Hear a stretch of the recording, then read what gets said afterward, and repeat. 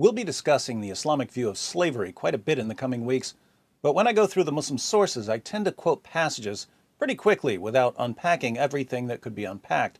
In this video, I wanted to take a close look at a hadith that I've quoted before and will quote again, just so you can see how much we can learn from a single hadith. Sunan an-Nasa'i, number 4625. It was narrated that Jabir said, "A slave came and gave his pledge to the Messenger of Allah to emigrate, and the Prophet did not realize that he was a slave. Then his master came looking for him.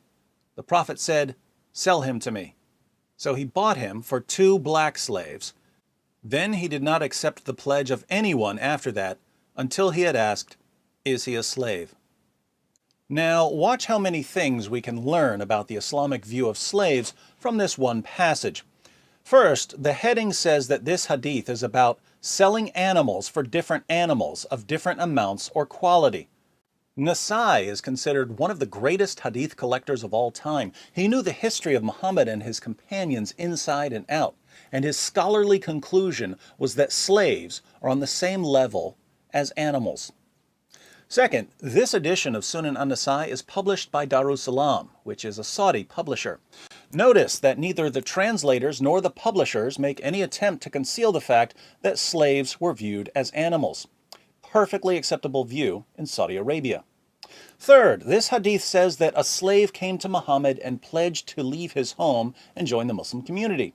Muhammad accepted the pledge, but only because he didn't realize that the man was a slave. In other words, Muhammad didn't know that accepting this man's pledge was going to cost him something.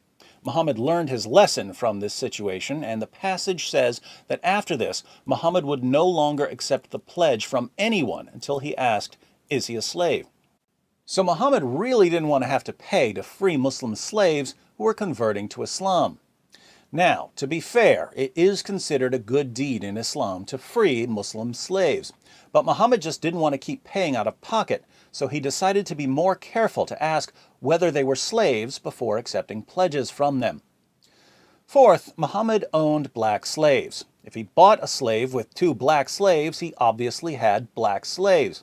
And we've seen in other videos that Muhammad had numerous black slaves. The Prophet of Islam bought, sold, and traded black African slaves.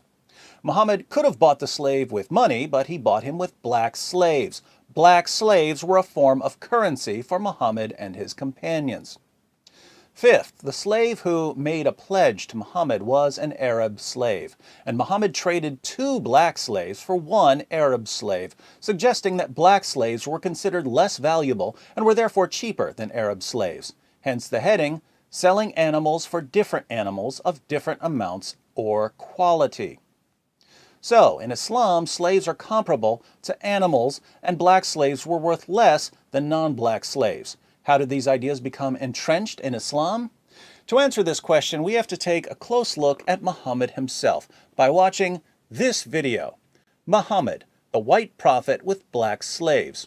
I also recommend taking a screenshot of the hadith we just examined and sharing it until people finally realize that a Muslim preacher claiming that Islam is a religion of liberation and racial equality in order to win converts tells us next to nothing about what we'll find in Islam's most trusted sources.